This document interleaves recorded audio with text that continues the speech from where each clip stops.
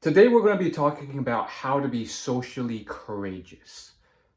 What if you're in a new city or a new town and you're trying to find work opportunities, social opportunities to make friends, and you just don't know how to get started? And it seems kind of scary to go out to a social gathering on your own. You don't know anyone in the city, but you want to be social. You want to go to networking opportunities to meet people, but you're just scared and you feel more comfortable staying at home versus going to somewhere you've never been.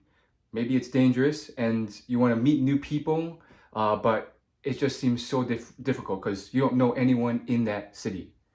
Well, I want to talk about that so that you can further your career and your success because that's something I think I'm pretty good at. I often receive compliments every other week about this, and I have for years now, about how I'm just so courageous when they hear my story and they hear what I've done. So, why do I get those compliments? Well, it actually just happened yesterday, which is partially what inspired this video. And essentially, I went to this bar and went out alone and just wanted to practice my social skills and warm up and talk to people after work a bit and do that to kind of warm up before I went to another social gathering where I knew some friends that I invited. And when they hear my story about how I do this alone sometimes, they think I'm so courageous. And then when they hear how I used to travel around different cities and how I've been to over like 50 cities in the US, and how oftentimes when I lived in these cities, I knew no one, I was alone, and I had to break out of my shell and go there as an introvert to new events and cities. They were like, wow, you're really courageous. You're very courageous. Because they couldn't do that. They couldn't picture themselves doing that. These people I was talking to, they were locals. They had lived there their whole life. The friends they had, the people they knew, they had known since high school. So how do you do that? Because it happens sometimes. Maybe for career or other new opportunities, you get displaced or you choose to move to a new city or location. How do you further your career and your social life by doing these things?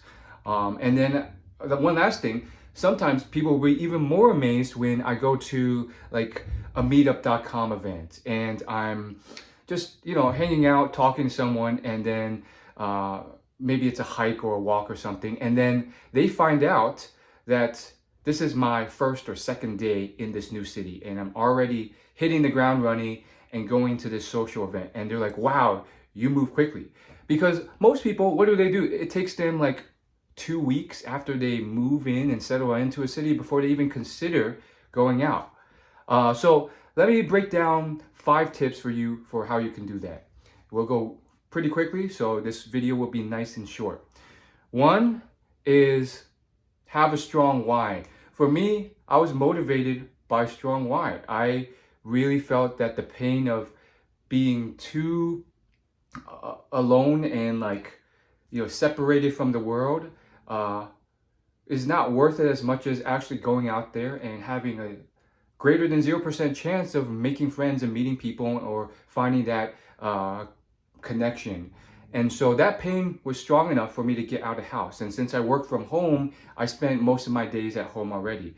Some of you may be familiar with that pain because we all went through the pandemic together in 2020 and 2021. And so many of us know the pain of being lonely and just being isolated socially because we couldn't leave the house.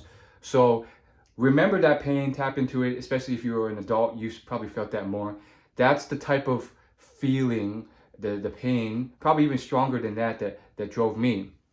So what if you don't have that strong why? What are some other tactics you can use? Two is the 15-minute rule. 15 minutes is just a guideline. It could be shorter if you want, but the idea here is you tell yourself, I just have to go there and stay for 15 minutes. And there's a lot of habit books that have some similar strategy, but the idea here is if you commit to a very small amount of time or energy, you're more likely to take the first step and actually get out of the house. And then once you're actually doing it, you realize, oh, this isn't so bad. And usually you end up spending more time either at the gym or socializing than you think. Now, for this to work for me, I have found that I actually have to give myself permission to say, okay, 15 minutes is up, I can go home. I think a lot of people, like they use this game or exercise and then they tell themselves, oh, it's actually not 15 minutes. You actually have to stay an hour because, you know, it's a trick. It's just tricking you to spend an hour here and you just pretend it's 15 minutes to get you out of the house.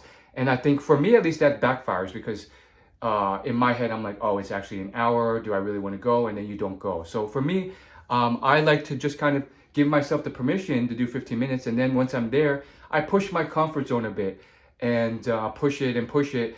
But I don't let it break me where I get burnt out. And so sometimes that's 30 minutes, sometimes that's 45, but it gradually builds over the months you do this.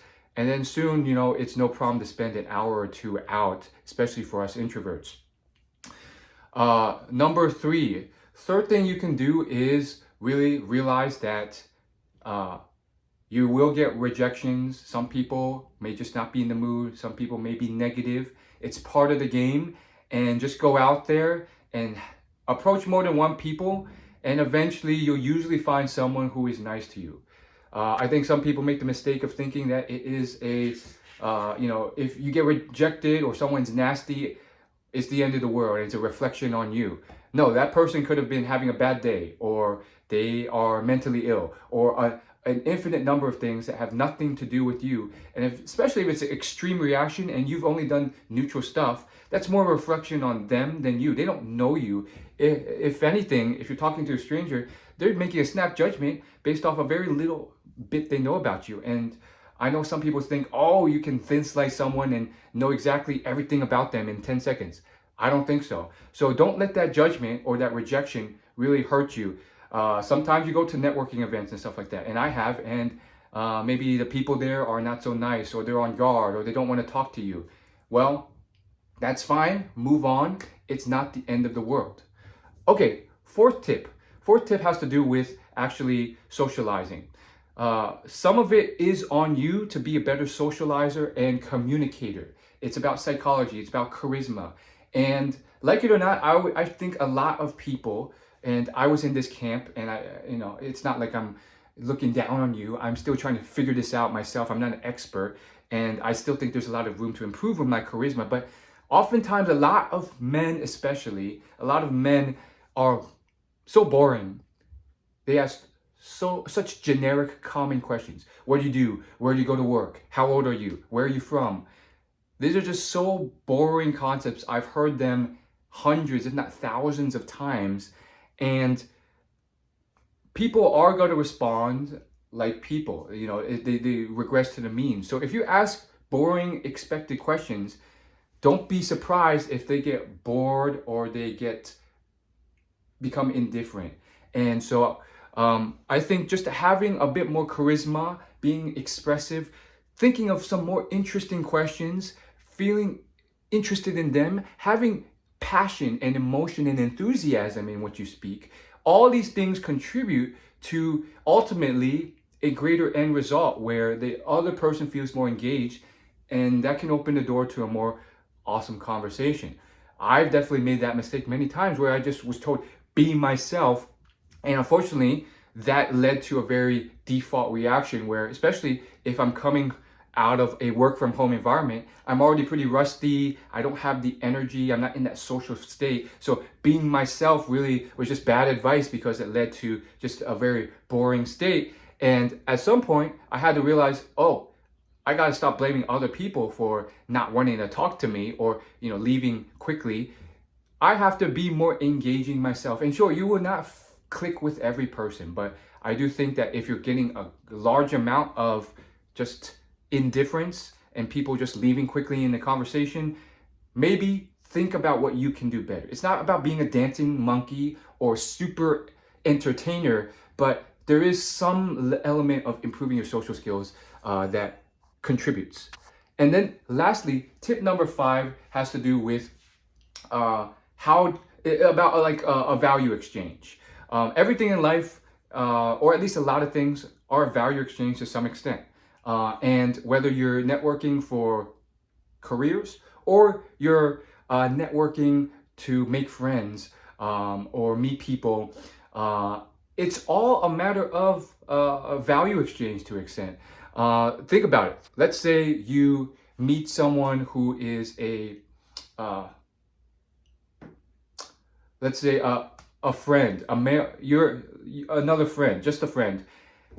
There's a value exchange there. You like something about them more than all the other people you met. Maybe a lot of similar interests. Maybe has a great upbeat personality, whereas other people are more kind of not that upbeat. I'm thinking to some of my friends, and they have certain values, a certain smartness to them, a certain upbeat nature, friendliness, similar hobbies, nerdy hobbies, and that's a value exchange you're getting from them, and they're getting for you because they get similar things from you that they are willing to spend the extra time and meet up and socialize. Uh, and so I think understanding this value exchange is important because I think people, when you screw up, that's usually part of why it's missing. Think about it from a dating perspective or networking perspective. Think of the guy, and guys, I think it's the hardest for single young men in a new city. It's so hard to make friends or meet people because you're the type of person from experience who the least amount of people want to talk to, invite to events, or go out with, or tell you about cool events, because no one really cares about the average man who just moved to a city. You know, so if it's an attractive woman, it's a different thing. But for a man, it's just not that compelling. So for a man, think about how you can make things worse if the value exchange is not where something you're offering value, but you're just taking value. And you see this a lot. So think about if a man goes up and talks to a woman and it's all just value taking rather than value giving. Hey, can I get your number? Hey, can I take you out on a date? Hey, can I do this, this, this? It's all me, me, me. Or let's think about it from a networking perspective. Let's say you go out to a networking event, or you hand out resumes to companies along the street, which is something funny enough that people still recommend doing. And the thing is, you may be giving value if your resume and your stuff just match. But oftentimes when people do it at networking events, and this is why a lot of networking events suck. If you want to network, don't go to events with the title networking in them. But you go there and you're like, hey, I want this job, give me this job, I want this. And you're not even talking about what you want. Or on the job interview, they're asking, oh, why should we hire you? And you're just like, I want this job, I want the raise, I want to level up. And you completely miss the point because you don't have the empathy to understand it's not about you. As Jim Rohn says, if you can give everything that other people want, then you can get everything you want in life. And that is because there's a value exchange there. They're getting so much value that they want to continue working with you. So I think you get the point here. Think about how you can give value rather than take value. A simple concept, but I see that mistake happen all the time. People don't understand it. And so with those 5 tips, I think you have a better time getting out there and being social and courageous and brave and seeing the world. But if you forget everything else in this video and just think of one thing, I think the biggest thing that will get you out there is really a strong why. Start with why, as Simon Sinek says, a great book I just finished. And because if you have a strong why, and my why was, I really want to have a happy, fulfilling social life with the people I want in it, rather than just home alone, lonely all the time. That why drove me to do things that were very scary for me, but I still was courageous enough to do it, including putting myself out there constantly when I'm going to social events or bars or networking events, and facing potential rejection, which can happen somewhat often in these venues. That why was strong enough to let me know that those rejections are okay. Those rejections will not break me. They're really not a high risk play at all. It just seems so to our reptilian past. So thanks for watching. Like, subscribe, follow me, and I'll see you in the next video. Reach out to me if you have any questions or comments or any opportunities, and I will continue to spread value.